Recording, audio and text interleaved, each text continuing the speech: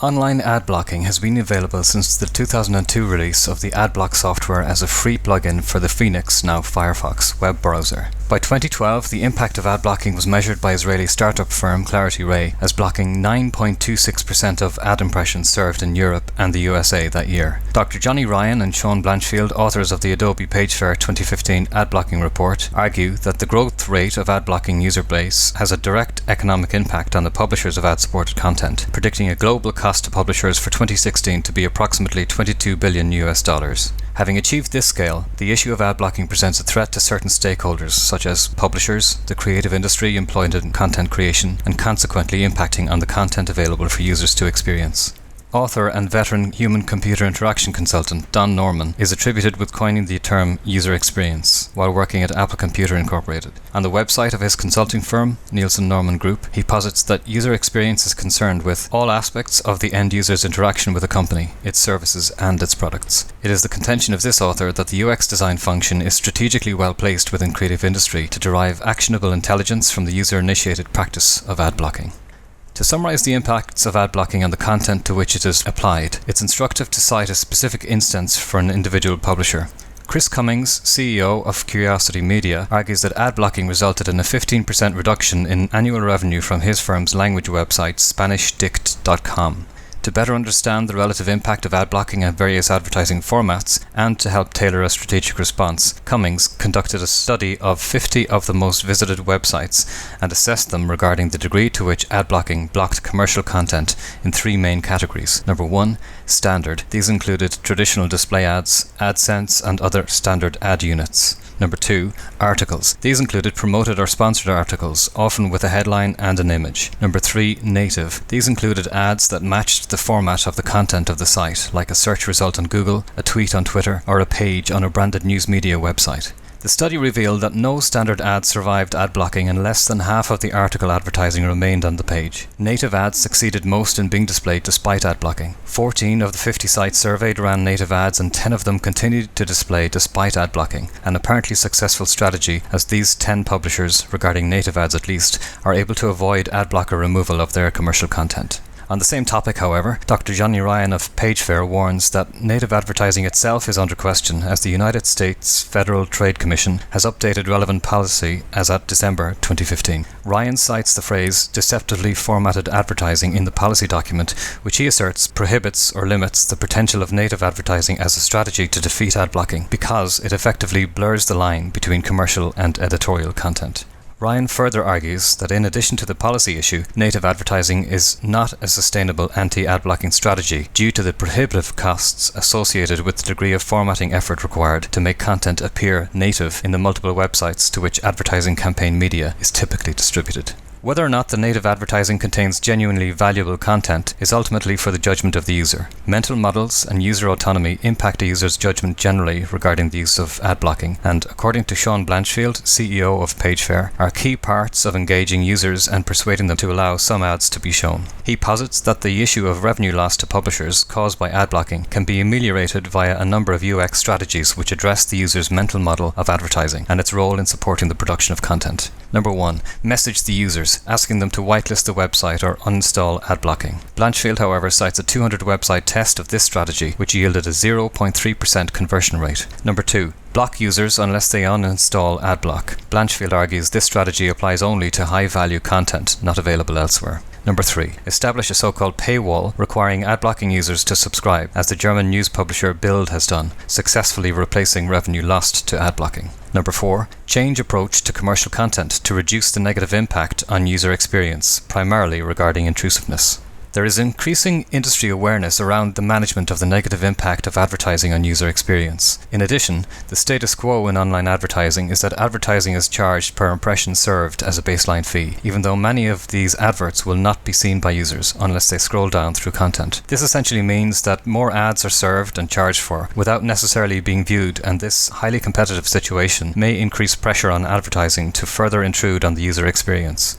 The Internet Advertising Bureau, IAB, a non-profit advertising trade association, promulgates strategies for the content producers to improve advertising effectiveness. In March 2016, the IAB produced their Primer for Publishers on Improving Ad Viewability. Viewability relates to a metric defined by the Media Ratings Agency, MRC, which reflects an evolving online business model, emphasizing viewable time rather than fee per impression served. The IAB Primer describes the main influencers of ad viewability as engaging content, site design, latency, and ad tech operations strategy and policies. The general intent in the viewability metric is that advertising be handled by publishers such that it is more sympathetic to the advertiser and the user. This is achieved by positioning ads in a way that maximizes the time that the ad, a minimum percentage of ad pixels, will be viewable to a person for a minimum time duration. That visibility metric then defines a value for each ad placement. Consequences are unproven due to the recency of the publication. Using the viewability metric does imply, however, that neighboring ads will mutually reduce their viewability, hence revenue to the publisher, and a likely outcome is fewer ad placements, for which publishers will need to charge more if they are to avoid revenue loss.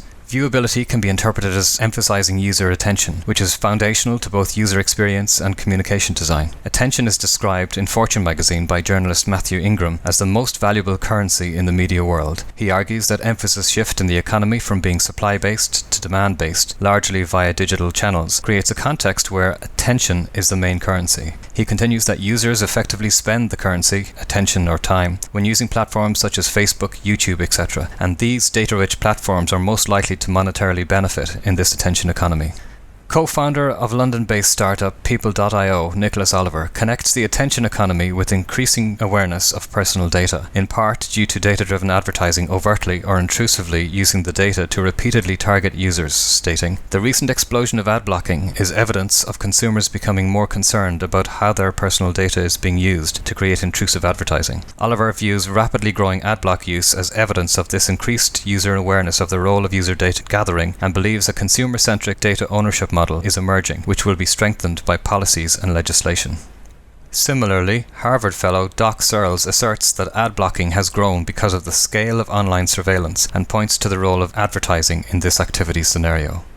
Ad blocking has grown, I think, because of something. I have a thesis here, and my thesis is that ad blocking is a response to surveillance, which is also known as tracking. And surveillance is a thing. Surveillance is a huge thing in our society right now. It's a huge thing in business. It's really out of control. And advertising online is one of the places it's most expressed. Policy and legal frameworks relating to data are evolving. The EU is replacing existing data protection legislation dating from 1995 with new regulations to be adopted into legislation in all EU member states by a 2018 deadline when the European Union General Data Protection Regulation, GDPR, comes into force. MEP Andrus Ansip, EU Commission Vice President for the Digital Single Market, argues the GDPR is designed to bolster citizens' trust in digital ecosystems and create market conditions for growth. Ad blocking can be viewed as an expression of user mistrust with the status quo regarding ad-supported content, and its growth concomitant with the European Union's Digital Single Market project, from which the GDPR emerged. Ansip posits the digital future of Europe can only be built on trust. With solid common standards for data protection, people can be sure they are in control of their personal information. He further argues that the protection of privacy and data should be viewed not as impeding economic activity, but as an essential competitive advantage. Stuart Room, Global Head of Data Protection at PwC Legal, asserts the intent of the GDPR is to impose greater regulatory and citizen control over personal data, a vital asset of the global economy. He argues the GDPR provides for a number of important aspects of privacy. Number 1, increased compliance obligations for organizations, particularly around consent. Number 2, requirement to safeguard privacy by design, so it is embedded in all operations and processes. And number 3, enhanced rights for individuals such as data access, portability, the right to be forgotten, i.e. deleted fully from a system. In Personal Interview, Dr. Johnny Ryan argues that the removal of data from the ad placement equation changes the nature of the web from below the line to above the line, with direct consequences for user experience and implications for interaction between the web and other media. In general, the web has been a below-the-line medium. Now, once you've killed off most of the data, the web is no longer a below-the-line medium. That's what happens. So a normal person goes to a website and a bunch of agencies vie for that person to show them below-the-line, bottom-of-the-funnel transactional performance advertising. A blocker goes to the same website, and the website might show them a small selection of beautiful ads, hopefully beautiful, that were more expensive to buy and appear at a much lower frequency. The agency doesn't know who that person is. So they have to base the placement of the ad on the context of the content along which the ad appears. So this goes back to our Mercedes-Benz ad appears alongside, financial reporting stuff. We're trying to get the CFOs of the world. So now you've got pretty much a dumb ad being shown to someone, but the dumb ad can be an above-the-line ad. It might physically be larger than most banners, but it's not doing anything. It's just sitting there. And there's only one ad on the page, or maybe one ad every 2 or 3 pages. So it's almost like a magazine ad. And it would be used, I think, almost as outdoor or magazine above-the-line brand building stuff. So we'd be looking at measuring things like intent to purchase, brand uplift, and so on. And it might be that the ad is clickable. Sure, there's no reason it shouldn't be. But that the sole focus might not be this desperate panic to try and get people to click to buy. If characterized as a de facto form of lobbying the advertising and commercial publishing industries, the growth of ad-blocking user base, up 41% globally in 2015 to 198 million, can be construed as a message of dissonance between commercial content and its target audience. Google CEO Sundar Pichai, following the firm's third quarter financial results in October 2015, discussed the issue of ad blocking, emphasizing the user's contractual acceptance of the value of advertising. He posits that ads today fund almost all of the services which people use. For publishers, it represents the majority of revenue, and I think users are okay with the contract.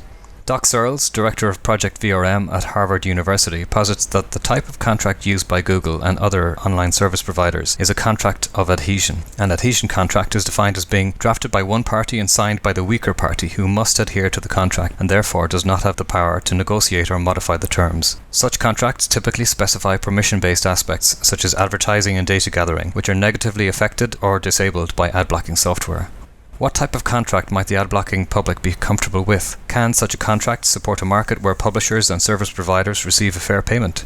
Whitelisting has emerged as one such example. The practice was initiated in the release of AdBlock Plus software in 2005, allowing users to disable ad blocking on any website or domain. A second form of whitelisting also exists at a higher level, where IO, the German-based developer of AdBlock Plus, offered whitelisting to certain publishers on payment of a fee. John Whittingdale, MP, Secretary of State for Culture, Media and Sport, posits this is analogous to criminal activity in characterizing a practice of accepting fees for whitelisting of specific websites as a protection racket. Whittingdale argues that publishers, newspaper, film, music and games are having to adapt to consumers who are no longer willing to pay as their parents were, and that advertising revenue is almost essential to newer business models in these industries. An alternative argument, regardless of the morals of whitelisting, is that the whitelist feature has traction among the ad-blocking user base and is an important means of channeling change and conversation in what is an otherwise binary use case scenario, with ads either universally blocked or not. Whitelisting is a reflective of other permission-based aspects of marketing, and characterizing that the installation of ad-blocking software as withholding permission, the user's whitelist then becomes a central means of discussion where user indicates acceptance of any site's practices by whitelisting them. Sean Blanchfield, CEO of PageFair, argues that data regarding growth rate of the ad-blocking user base in the United States implies wider objection to ad formats released over the period of a sharp increase in user base from 2012 to 2013. The time period coincides with the introduction of new and more intrusive ad formats, including autoplay video and increasing use of user data-driven ad placement. Blanchfield asserts that the key issues concerned are intrusiveness, performance or speed, and privacy. These broader issues are relevant to the wider internet population, and it is in this space that the Advertising Trade Association Internet Advertising Bureau operates to coordinate industry policies and specifications for online advertising. A current IAB initiative, described as the Deal Plan, directly supports users, according to technology journalist Mike O'Brien, because it emphasizes the need for engagement between publisher and user to clarify the purpose or benefit of advertising, that is, financially supporting the content or service being used. The strategy being to empower the user to make a moral choice. To conclude, and returning to the contention regarding how ad blocking may inform user experience design, a central thesis offered by Dr. Johnny Ryan in Personal Interview. The main lesson, the one that's obvious, is that in certain cases, maybe in all cases, but certainly in ad blocking, the consumer has teeth. And all lessons stem from that.